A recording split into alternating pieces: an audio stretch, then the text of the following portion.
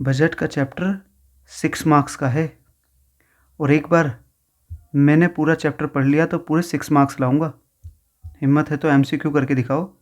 एक बार देख लिया पूरे वीडियो तो एमसीक्यू क्या लॉन्ग आंसर भी कर लूँगा। तो आज का चैप्टर है हमारा बजट के ऊपर और बजट है पूरे 6 मार्क्स का। अब देखो, आपने हमेशा सुना होगा जब हर साल गवर्नमेंट क्या बनाती है, अपना बजट बनाती है और देखती है कि कितना रेवेन्यू आने वाला है और कितना एक्सपेंडिचर हमारा खर्च होना है, यानी कितना हमारी आय होने वाली है और कितना व्यय होने वाला है। यानी कि आय और व्यय का जो ब्यौरा है ना, उसी को बोलते हैं बजट। अब देखो, सरकार को सैलरी भी देनी है और अपने सारे तरह के एक्सपेंडिचर भी करने हैं, स्कॉलरशिप भी देनी है और ओल्ड एज पेंशन्स भी देनी है वृद्धों को, और हर तरह की ये स्कीम्स भी चलानी है। तो ये जितना भी मोटा मोटा खर्चा होता है और जितना भी टोटल खर्चा एस्टिमेट करती है गवर्नमेंट, उसी को ये भी देखना होता है कि कितना पैसा बाहर से हमारे पास आने वाला है। तो इसका हिसाब पहले से ही लगाया जाता है कि कितनी इनकम होने वाली है, कितनी टैक्स से होगी, कितनी नॉन टैक्स से होगी, मतलब कितना जो है जो टैक्स के रूप में नहीं आएगा सरकार के पास वो पैसा, और इसके अलावा सरकार के पास जो चालान वगैरह के पैसे आते हैं, इसके अलावा सरकार के पास जो सरकार की खुद की कंपनीज है उनका जो प्रॉफिट होता है। तो कुल मिला के कितनी इनकम होने वाली है और कितना खर्चा होने वाला है, इसको टोटल जो ब्यौरा होता है उसको कहते हैं बजट। अब बजट की देखो डेफिनेशन लिखेंगे तो क्या होगी। इट इज़ ए स्टेटमेंट, लिख लो आप लोग, it is a statement of estimates of governments receipts, बोल सकते हो receipts and expenditure for a period of time, usually 1 year. एक साल में या एक पीरियड में जो भी बजट जो सरकार के अनुमानित आय व व्यय है उसका लेखा जोखा एक निश्चित समय अवधि में सरकार के आय व व्यय, अनुमानित लिखना है यहाँ पर, अनुमानित आय व व्यय का लेखा जोखा, यानी जो उसका रिकॉर्ड है उसी को बोलते हैं बजट। अब इसके बाद आता है बजट के ऑब्जेक्टिव्स क्या हैं। बजट के ऑब्जेक्टिव्स क्या हैं, क्या उद्देश्य हैं। तो इसका पहला ऑब्जेक्टिव है redistribution of wealth, redistribution of wealth, यानी आय का पुनः वितरण, आय का पुनः वितरण। ठीक, तो देखो बजट बनाते हुए गवर्नमेंट का ये ऑब्जेक्टिव होता है कि जो वेल्थ है वो रिडिस्ट्रीब्यूट हो जाए, यानी जो रिच के पास, अगर ऐसा ना हो कि रिच होता चला जाए और पुअर होता चला जाए, ऐसा ना हो। तो रिच के पास थोड़ा पैसा बढ़े और पुअर के पास थोड़ा पैसा बढ़े और रिच के पास थोड़ा पैसा घटे, यानी रिच और पुअर के जो बीच में गैप है, जो इनके बीच इनइक्वालिटी है वो कम हो जाए। इसलिए गवर्नमेंट क्या करती है, रीडिस्ट्रीब्यूशन ऑफ वेल्थ करती है, और रीडिस्ट्रीब्यूशन करने के लिए क्या करती है, टैक्स लगाती है अमीर पर और गरीब को देती है सब्सिडी। क्या करती है, अमीर पर लगाती है टैक्स और गरीब को देती है सब्सिडी। बजट के द्वारा गवर्नमेंट का दूसरा ऑब्जेक्टिव ये होता है कि reallocation of resources, reallocation of resources, ये हिंदी में बोलेंगे इसे संसाधनों का पुनः आवंटन, संसाधनों का पुनः आवंटन। हिंदी वालों के लिए संसाधनों का पुनः आवंटन और इंग्लिश वालों के लिए रीएलोकेशन ऑफ रिसोर्सेज। अब देखो, रीएलोकेशन ऑफ रिसोर्सेज में गवर्नमेंट को क्या देखना होता है कि जो हमें रीएलोकेट करने हैं रिसोर्सेज का मतलब कितना हमारे पास पैसा है, कितनी हमारे पास ह्यूमन पावर है, मैन पावर है, इसको किस तरीके से लगाएं। क्या हम उसको पावर यानी इलेक्ट्रिसिटी या फिर जो इस तरह के सेक्टर्स हैं उस पर लगा दें, क्या हम एजुकेशन पे लगा दें, क्या हम उसे हेल्थ पर लगा दें, क्या हम उसे वुमेन एम्पावरमेंट पे लगा दें, या हम उसे रेलवे पे लगा दें, क्या हम जो हमारे पास पैसा वगैरह जो हमारे पास मेन पावर है सब कुछ है उसको हम क्या उस पर लगा दें, क्या बोलते हैं डिफेंस पे लगा दें अपने। तो ये हमें डिसीजन लेना पड़ता है, यानी अपने रिसोर्सेज को रीअलोकेट किया जाता है बजट के अंदर, यही उसका ऑब्जेक्टिव होता है। अगला, अब देखो तीसरा ऑब्जेक्टिव क्या है। तीसरा ऑब्जेक्टिव है economic stability, economic stability, Hindi में क्या बोलेंगे इसे, आर्थिक स्थिरता, आर्थिक स्थिरता। तो देखो इकोनॉमिक स्टेबिलिटी जो ऑब्जेक्टिव है, इसमें गवर्नमेंट क्या करती है, गवर्नमेंट ट्राई करती है कि देश में इकोनॉमिक स्टेबिलिटी, आर्थिक स्थिरता बनी रहे, जिसके लिए गवर्नमेंट क्या चाहती है कि ऐसा ना हो कि टैक्स बहुत ज़्यादा बढ़ा दिए जाए, तो ना ही ऐसा हो कि बहुत ज़्यादा सब्सिडी दे दी जाए या बहुत ज़्यादा कम। ऐसा इसलिए किया जाता है क्योंकि इकोनॉमिक अगर स्टेबिलिटी रहेगी, ज़्यादा वॉलेटिलिटी नहीं होनी चाहिए। ऐसा नहीं है कि बहुत ज़्यादा एकदम से महंगाई आ जाए, बहुत ज़्यादा वो, तो गवर्नमेंट क्या करती है, एक बैलेंस बनाकर चलती है। बैलेंस बनाने को एक तरह से मध्य मार्ग अपना कर चलती है, बैलेंस बनाकर चलती है हर चीज़ में, हर एक्टिविटी में। चौथा इसका ऑब्जेक्टिव है हमारे बजट का, कंट्रोल करना पीएसयूज़ को, कंट्रोल ऑफ पीएसयूज़। पीएसयू मतलब होता है public sector units, public sector units. ठीक, अब ये क्या होता है पब्लिक सेक्टर यूनिट्स? सरकारी कंपनियां जो होती है ना, पब्लिक गवर्नमेंट कंपनीज, उन्हें बोलते हैं पीएसयूज। हिंदी में से बोलते हैं सरकारी उद्यमों का नियंत्रण, सार्वजनिक उद्यमों का नियंत्रण।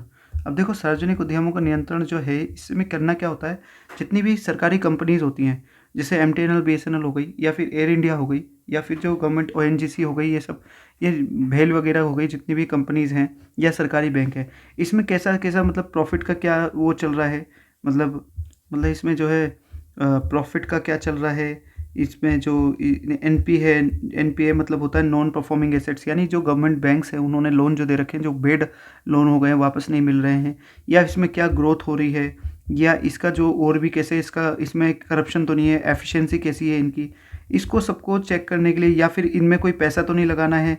तो बजट में ये देखा जाता है कि इसमें कोई रिवाइव करने के लिए कोई पैसा तो नहीं लगाना है। मान लो कोई बैंक डूब रहा है सरकारी, या फिर कोई सरकारी कंपनी, तो वो सब डिसीजन लिए जाते हैं बजट के अंदर। तो देखो ये 4 हमारे पास पॉइंट मिल गए ऑब्जेक्टिव्स के बजट के, redistribution of wealth, allocation of resources, economic stability और सार्वजनिक control of public sector units.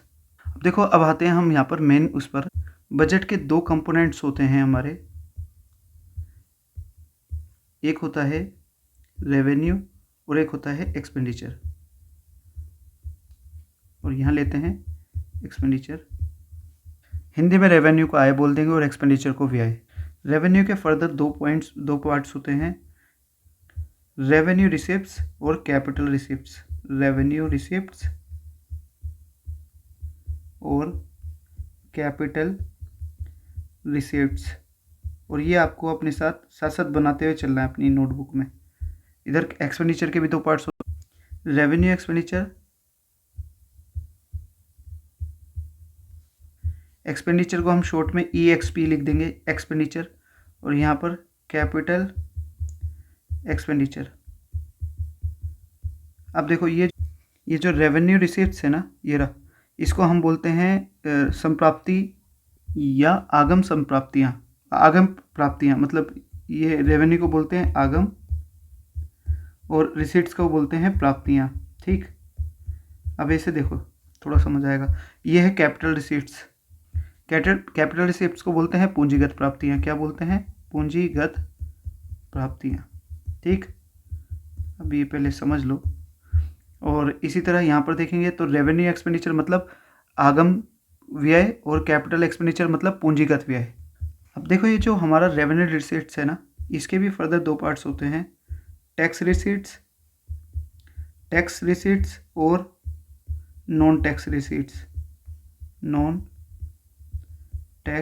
Receipts.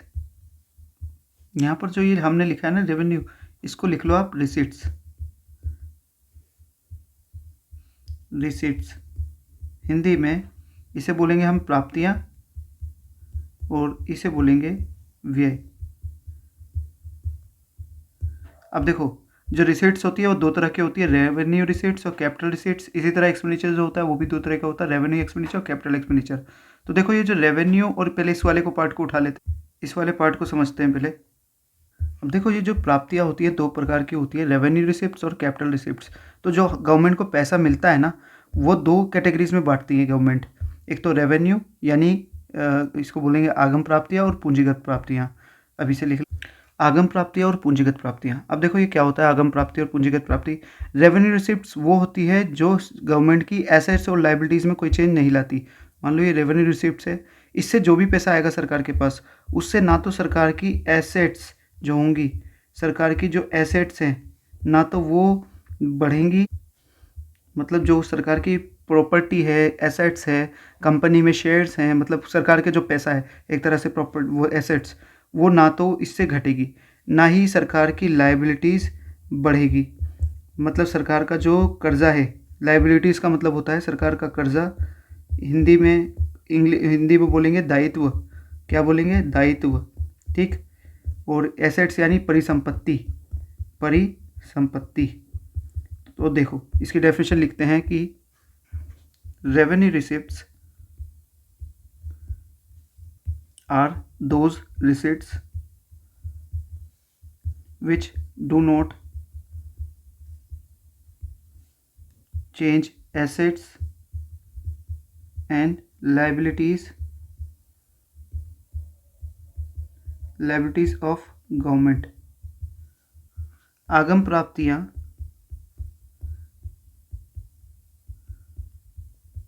वह प्राप्तियां होती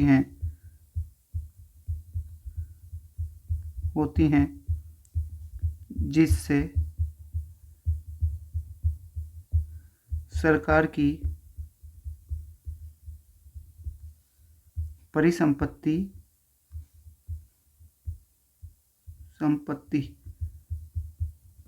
व दायित्व में परिवर्तन नहीं आता। जैसे टैक्स रिसीट्स और नॉन टैक्स रिसीट्स। मान लो सरकार को टैक्स मिला, तो सरकार का जो टैक्स मिलने से कोई क्या सरकार की कोई प्रॉपर्टी सरकार को बेचनी पड़ी, क्या सरकार का कोई एसेट्स जो है वो घटा कोई एसेट्स नहीं। क्या सरकार की कोई लायबिलिटीज़ यानी कर्जा बढ़ा, नहीं।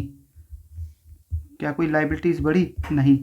और नॉन टैक्स में सरकार ने मान लो चालान काटे लोगों के, या कोई फीस ली, स्टैम्प ड्यूटी ली, या कुछ और लिया, इससे जो सरकार को पैसा मिला, इससे भी क्या सरकार की कोई एसेट्स चेंज हुई, नहीं। कोई लायबिलिटीज़ बढ़ी, कर्जा बढ़ा, दायित्व बढ़ा, नहीं। तो ये होता है रेवेन्यू रिसिप्ट्स। मान लो इसी की जगह पर अगर सरकार अपनी कोई प्रॉपर्टी है उसे उठाकर बेच देती, कोई प्रॉपर्टी अपनी सेल कर देती, या फिर सरकार अपने शेयर्स बेच देती अपने कंपनी में, मान लो जो भी MTNL BSNL या जो अर्थ कोई कंपनी बेच देती, सेल कर देती किसी भी PSU को, पब्लिक सेक्टर यूनिट को, तो सरकार के इससे क्या होगा, एसेट्स कम हो जाएगी, सरकार की जो परिसंपत्ति है ना वो कम हो जाएगी। या फिर सरकार क्या करे, लोन ले ले, तो लोन लेने से सरकार की क्या होगी, लायबिलिटीज़ यानी दायित्व क्या होगा, बढ़ जाएगा। इसको बोलते हैं कैपिटल रिसीट्स, जिससे सरकार की जो है ना, जिससे सरकार की लायबिलिटीज़ या तो बढ़ जाए या एसेट्स घट जाए, ठीक है। अब देखो यहाँ पर तो सरकार के हमने देखा कि रेवेन्यू रिसिप्ट्स वो रिसिप्ट्स हैं जिससे सरकार की ना तो एसेट्स घटे ना ही लायबिलिटीज़ बढ़े, जबकि कैपिटल रिसिप्ट्स यानी पूंजीगत प्राप्तियाँ वे प्राप्तियाँ हैं जिससे या तो सरकार की दायित्व बढ़ जाए, मतलब कर्जा बढ़ जाए, लायबिलिटीज़ बढ़ जाए, या फिर सरकार के एसेट्स घट जाए। तो कैपिटल रिसिप्ट्स की डेफिनेशन लिखते हैं। Capital receipts are those receipts which either increase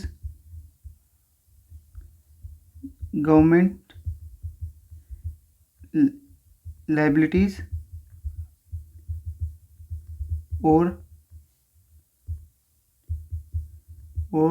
decrease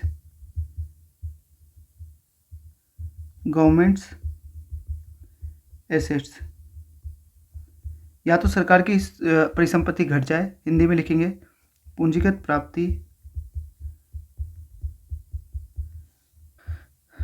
प्राप्तियां वह प्राप्तियां हैं जिनसे या तो सरकार की परिसंपत्ति घट जाए या दायित्व बढ़ जाए। अब देखो आपको क्लियर हो गया कि जो रिसीट्स है दो प्रकार की होती है, रेवेन्यू और कैपिटल। रेवेन्यू रिसीट्स वो जिससे सरकार की एसेट्स और लाइबिलिटीज़ में कोई इम्पैक्ट ना पड़े, जबकि कैपिटल रिसीट्स वो जिससे एसेट्स एंड लाइबिलिटीज़ पर इम्पैक्ट, सरकार की परिसंपत्ति और दायित्व पर इम्पैक्ट पड़े, इसमें नहीं पड़े। अब जो सरकार की रेवेन्यू रिसीट्स है वो दो तरह की होती है, या तो टैक्स वाली या नॉन टैक्स वाली। टैक्स में दो तरह के टैक्स होते हैं, एक डायरेक्ट टैक्स और दूसरे इनडायरेक्ट टैक्स। डायरेक्ट टैक्स और इनडायरेक्ट टैक्स यहाँ लिख लेते हैं पहले। हिंदी में प्रत्यक्ष कर और अप्रत्यक्ष कर।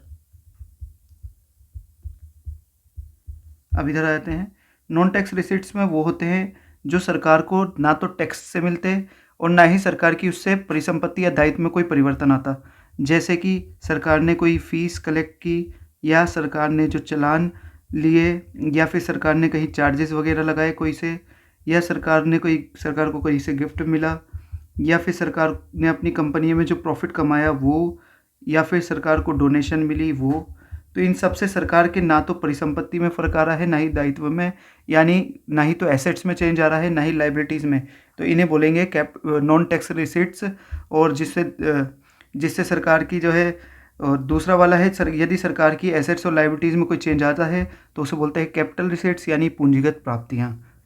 इसी तरह जो एक्सपेंडिचर वाला पार्ट है हमारा, ये वाला, अब हमने बजट को, ये जो पूरा कंपोनेंट देख रहे हैं हम, इसका रेवेन्यू रिसीट्स वाला हमने कर लिया। अब देखते हैं इधर वाला कंपोनेंट, एक्सपेंडिचर वाला। एक्सपेंडिचर के दो पार्ट है, रेवेन्यू एक्सपेंडिचर और कैपिटल एक्सपेंडिचर। ये इस तरीके से।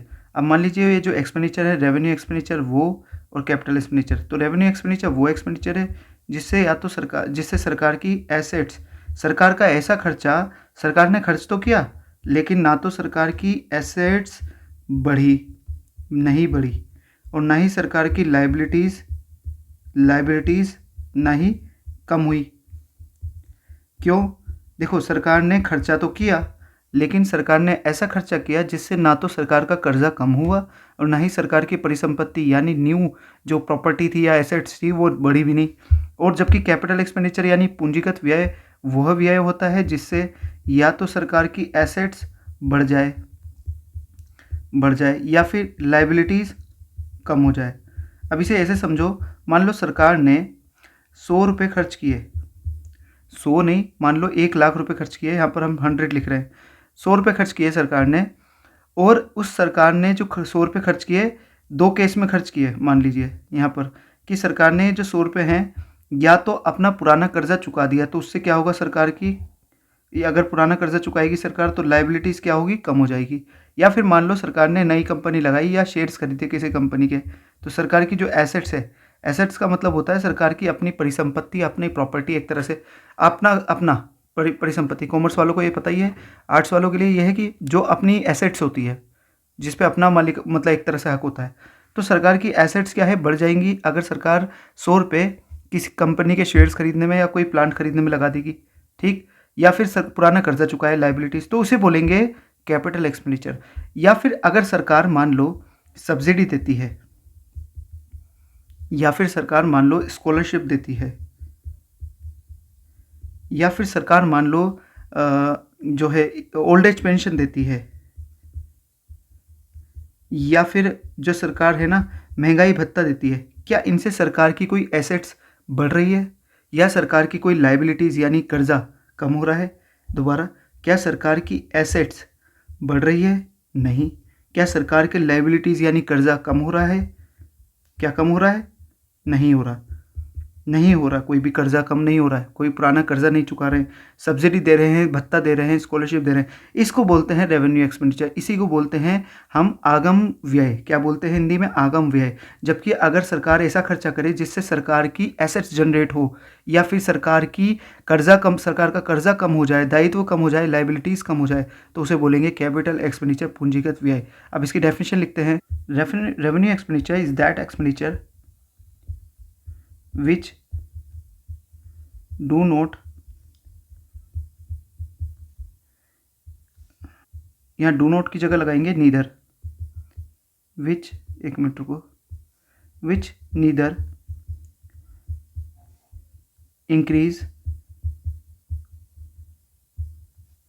Increase assets nor decrease liabilities of government. Hindi में आगम व्यय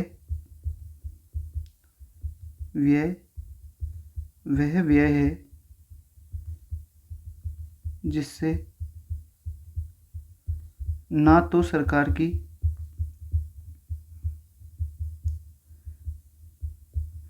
परिसंपत्ति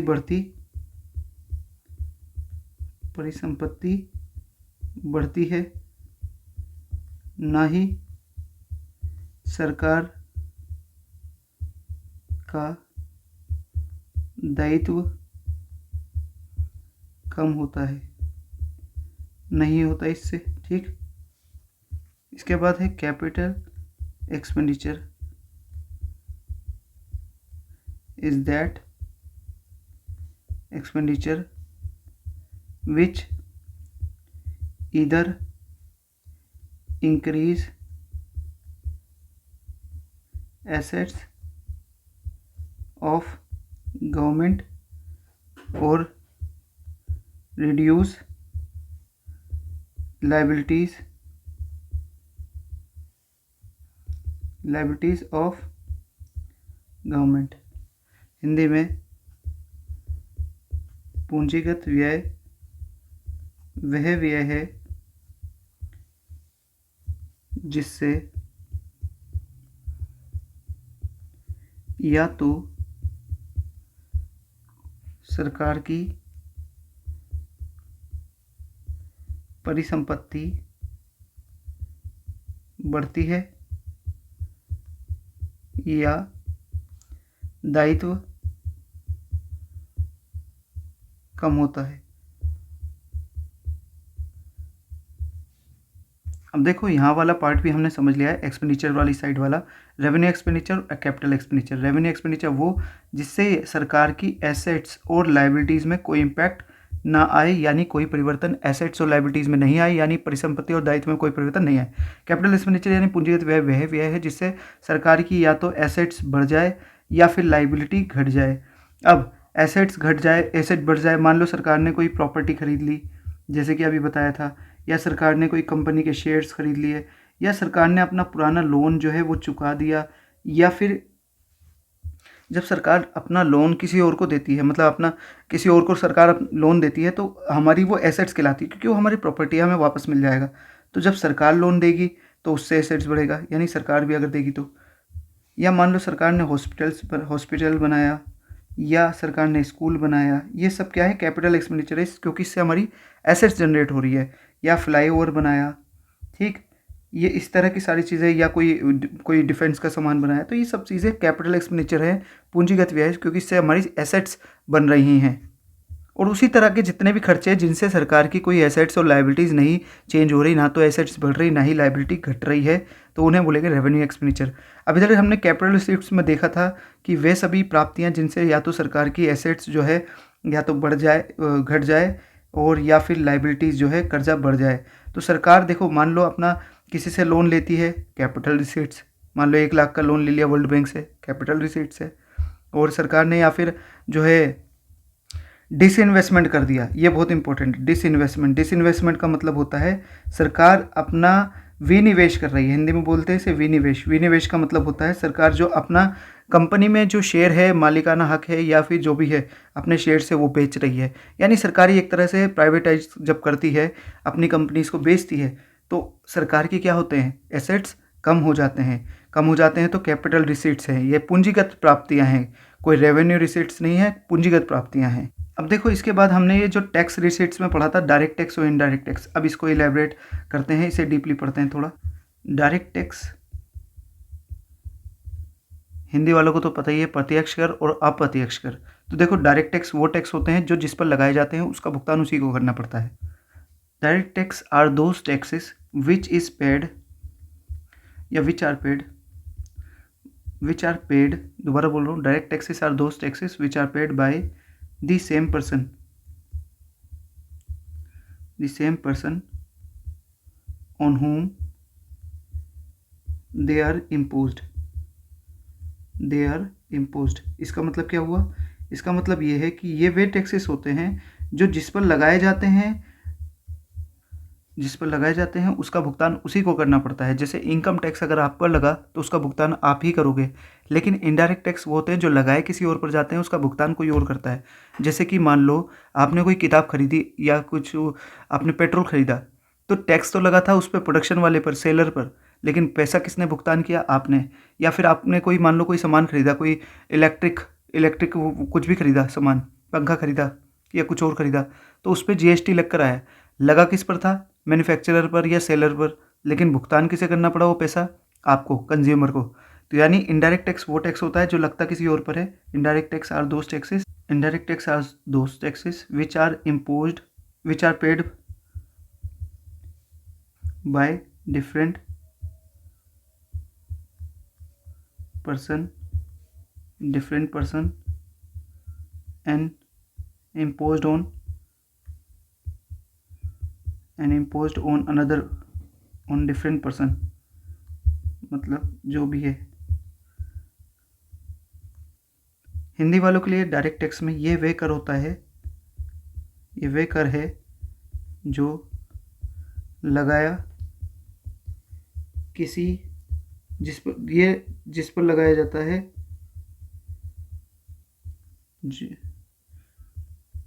जो जिस पर लगाया जाता है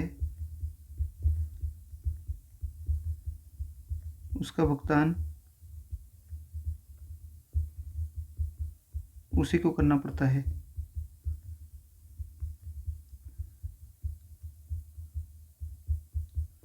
जैसे आयकर, income tax, for example income tax.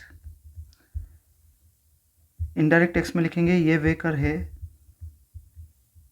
जो लगाया किसी और पर जाता है,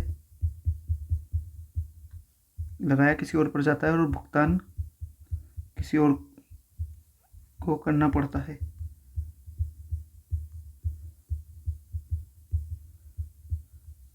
दूसरा इनका डिफरेंस है, जो डायरेक्ट टैक्स होता है ना, उसका इम्पैक्ट किस पर ज़्यादा पड़ता है, या उसका बर्डन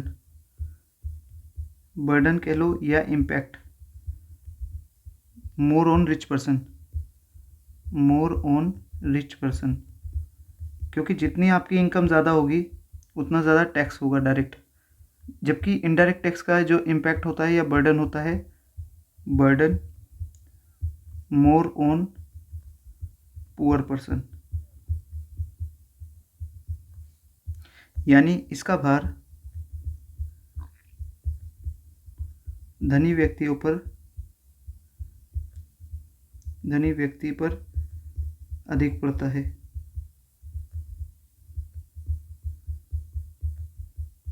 जबकि इसका भार निर्धन पर अधिक पड़ता है।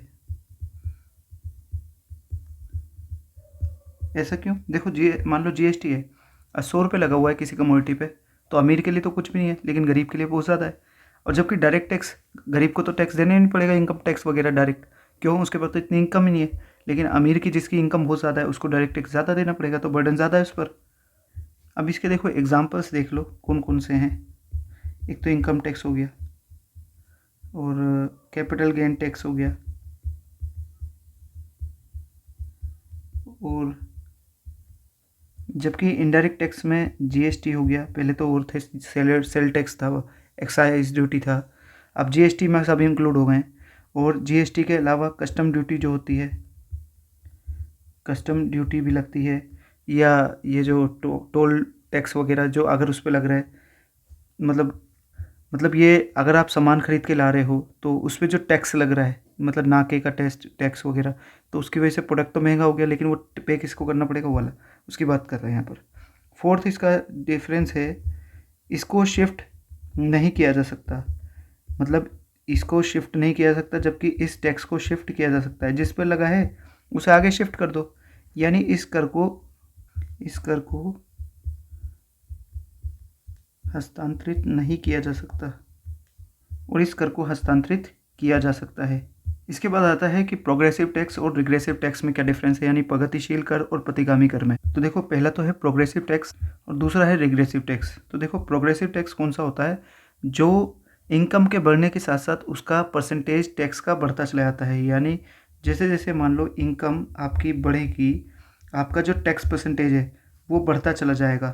जैसे कि इनकम टैक्स होता है। इनकम टैक्स कैसा होता है, इनकम टैक्स जो है, मान लो अगर आपकी इनकम 2.5 लाख से 5 है तो आपका मान लेते हैं अभी 10%, उससे ज़्यादा इनकम है तो 20%, उससे ज़्यादा इनकम है तो 30%, इस तरीके से होता है ना। ये प्रोग्रेसिव टैक्स होता है, इसे बोलते हैं प्रोग्रेसिव टैक्स यानी प्रगतिशील कर। जबकि रिग्रेसिव टैक्स ऐसा होता है जो इनकम के बढ़ने के साथ नहीं बढ़ता, उसका परसेंटेज नहीं बढ़ता। जैसे कि आपका जीएसटी, मान लो जीएसटी आप अगर 18% दे रहे हो तो आपकी इनकम, चाहे आपकी जो इनकम है वो बढ़े या घटे, आपको 18% ही देना पड़ेगा।